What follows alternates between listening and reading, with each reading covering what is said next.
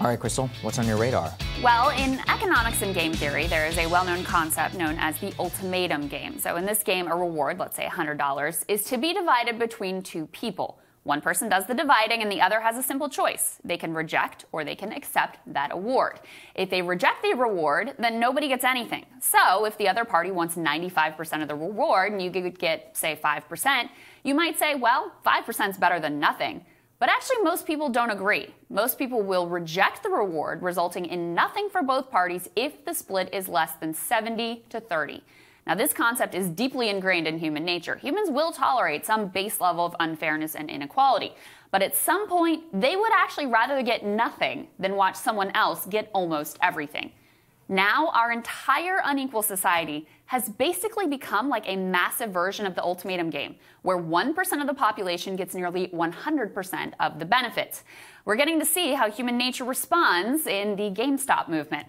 I find the business media's meltdown over GameStop something to absolutely relish and savor. As Sagar's covering today, the very same people who are normally swashbuckling libertarians decrying any government intervention whatsoever into their legalized theft suddenly got all weak-kneed the moment that their own class was subject to any risk or downside whatsoever.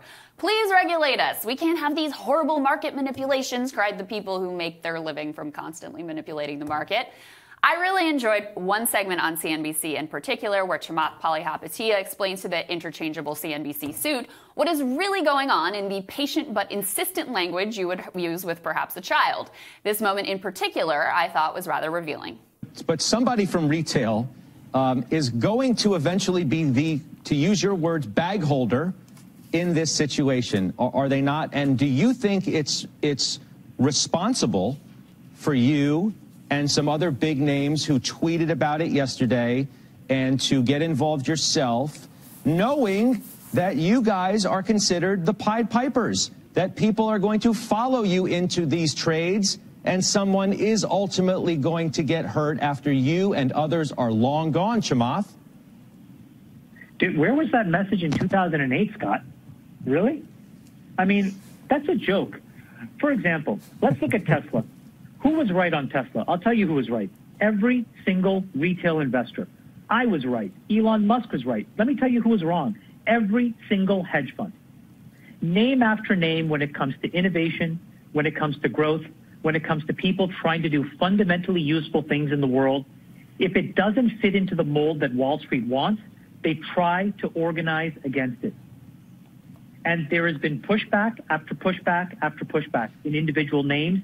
And this is yet another form of pushback. And all I'm trying to say is the mechanics of how Wall Street has worked. And again, I wish you would ask this detailed question. Why is it allowed for somebody running a hedge fund to basically claim that they are market neutral, but be levered up? They take a $10 billion fund and their prime brokers allow them to run $100 billion of notional exposure. Who thinks that that's fair? Oh, so CNBC guy is worried about everyone being responsible here. It's not that he's siding with Wall Street. He's just concerned that these poor little investors are going to get hurt because they're just too stupid to really understand what's going on. Allow me to explain this here. They are all in on GameStop exactly because they really understand what's going on. They understand perfectly that the system is entirely rigged. They see totally clearly who is doing that rigging and devised a simple yet ingenious way to make a small subset of those people pay and to strike the tiniest bit of fear into the hearts of the broader community of craven economic royalists. On the contrary, putting the stock market mechanics aside, there's something really fundamental going on here that Mr. CNBC actually does not want to understand. For the folks on Wall Street bets, many of whom have gotten completely screwed by life in America, the corporatocracy, for one shining moment, they get to be the prime actor, they get to turn the tables, and they get to make the elite class feel a small bit of pain. If they make some money in the process to pay off bills or get deferred medical care, so much the better. Now look, I'm not here to glorify the desire for vengeance, only to tell you that it is real, and it is animating a lot of what we see in our nation and in our political system. And if you don't understand that underlying rage, you are going to find yourself at quite a loss. Of course, the candidacies of both Bernie and Trump could be seen through that lens. Michael Moore maybe stated Trump's appeal best when he described him as a human Molotov cocktail. The only thing that was ever good about Trump was the horror that he inspired among elites. It's one of the great tragedies of Trump, actually, that he was so fantastic on enraging all the right people and then so utterly servile to those very same people. I mean, look, the bottom line of the Trump administration is that it was phenomenal for elites. Cable news, mainstream media, absolutely rescued from irrelevance and failing business models. Rich people and corporations got literally everything they could want and more, from tax cuts to deregulation to a direct historic transfer of wealth through the CARES Act, and a judiciary dedicated to protecting those interests for the foreseeable future. The national security state got their huge payoffs and arms deals, and they were lionized also as resistance heroes, and their various info-war operations were accepted uncritically with gusto by the press. What could be better?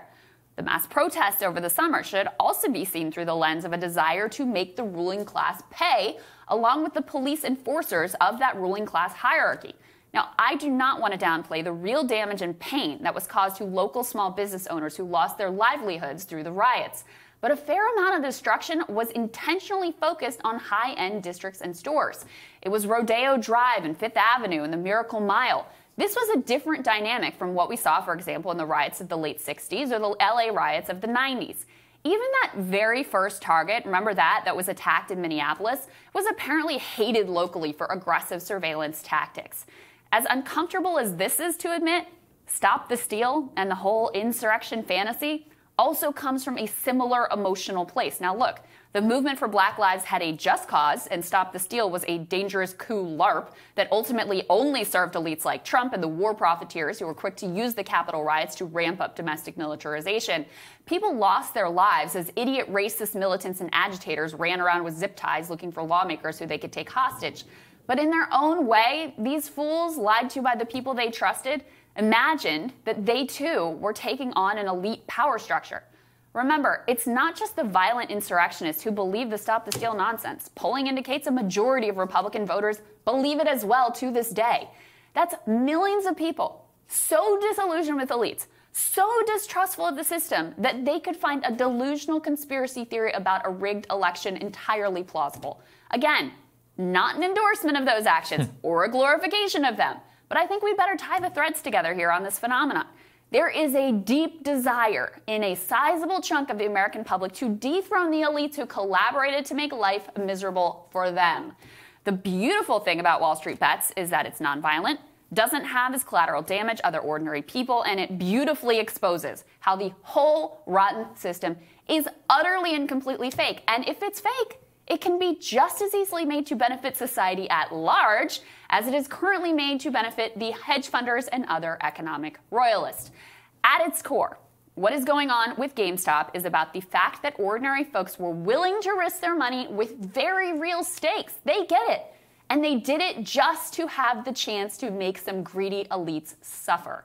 And it's also about the fact that with collective action and solidarity, even the mighty can fall. And Sagar, let me put in the caveats. This is not investment advice. Not financial if you ever take financial advice from me, you're an idiot. Don't do that.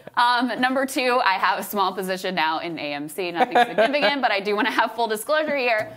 But I think, watching, and I saw a number of hosts yesterday. Stuart Varney made a similar point of like, oh, we're worried about these retail, they're going to get hurt, right? Somebody's going to get stuck holding the bag. And it's like, look, they know they're not stupid. Yes. They 100% understand the risk, and they are willing to pay money to see what is happening right now. And that's the part they just can't or don't want to understand. No, exactly. And you're getting to the core of this. And you can actually, when you browse Wall Street Bets, you'll see a lot of posts like this, which are people like, guys, thank you. Now I can pay for my sister's Lyme disease treatment and write a check to my mom. I read one this morning. It's heartbreaking. I'm not going to do the whole thing. But it's like being a kid in 2008, learning how to eat tomato soup, which is made out of school cafeteria ketchup packets, because parents both lost their jobs, and then their dad hiring other kids' dads in order to build unneeded things in their house